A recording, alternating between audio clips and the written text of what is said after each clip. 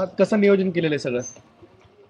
अ, बाबांनी आदरणीय बाबांनी बोलले की जे आरोपी आहेत खुनातले, त्या आरोपीची मानसिकता खराब झाली त्यांना मारल्यामुळं.